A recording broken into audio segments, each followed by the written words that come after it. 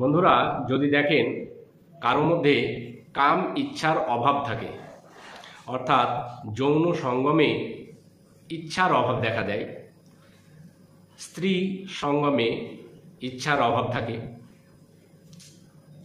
বা অনেক সময় লিঙ্গ আগের তুলনায় সাইজে ছোট হতে পারে, বা শিথিলতা দেখা দেয়, হার্ড হচ্ছে না পেনিস,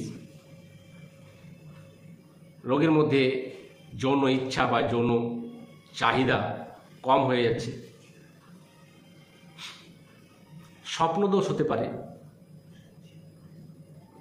অনেক সময় এই রোগীর লিঙ্গে ব্যথা থাকতে পারে বা অন্ডকোষেও ব্যথা থাকতে পারে।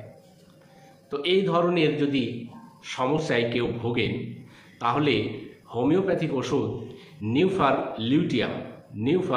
লিউটিয়াম এই ওষুধটি ভীষণ কার্যকরী একটা মহা ওষুধ। কিভাবে খাবেন? নিউফার লিউটিয়াম ওষুধটি 30 পাওয়ারে আপনারা সেবন করতে পারেন। 2 ফোঁটা করে সকাল, দুপুর, সন্ধ্যা খালি পেটে, অর্থাৎ কোনো খাবার খাওয়ার অন্তত আধা ঘন্টা আগে আপনারা সেবন করবেন। প্রত্যেহ 3 বার করে, 3 বেলা, সকাল, দুপুর, সন্ধ্যা 1 মাস পর্যন্ত আপনারা গ্রহণ করতে পারেন।